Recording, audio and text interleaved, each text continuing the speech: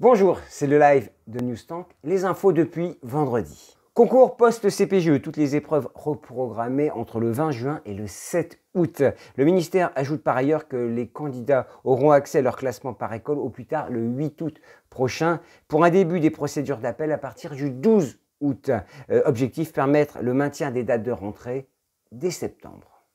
Examen suite, la neutralisation du semestre n'est pas admissible selon la DGCIP. Les circonstances sont certes exceptionnelles et difficiles, mais n'empêchent pas tout mode d'enseignement et d'évaluation. Cette neutralisation constituerait au demeurant la négation pure et simple, selon la DGCIP, du travail des équipes pédagogiques depuis le début de la crise. Des mesures sont nécessaires pour aider l'insertion des jeunes diplômés. C'est l'appel lancé par les organisations professionnelles, la CPU, la CGE, la CDFI, l'ANAF, la FNEJ et le Syntec. Il faut éviter une explosion du chômage parmi ces jeunes diplômés. Alors, les organisations préconisent d'exonérer totalement de charges pour l'embauche d'un jeune diplômé, augmenter l'aide pour les apprentis, prolonger les conventions de stage, rétablir l'aide à la recherche du premier emploi et enfin demander aux banques un report des premières mensualités pour les jeunes diplômés qui sont encore en recherche d'emploi.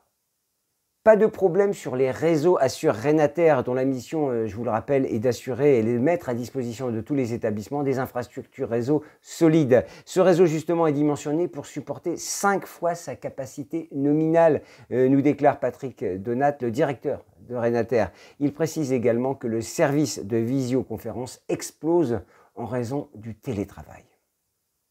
La CPU évoque le docteur Raoult, c'est par les polémiques et les controverses que les sciences avancent. Gilles Roussel, le président de la CPU, rappelle d'ailleurs qu'aucune autre initiative n'a été pénalisée en raison de la position du scientifique marseillais. Il rappelle également que ce type de polémique et de controverses, voire de désaccord avec la communauté scientifique, est une habitude pour tous les chercheurs.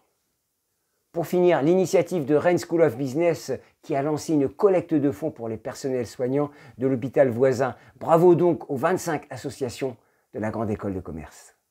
Voilà, c'était le live de Newstank. À demain.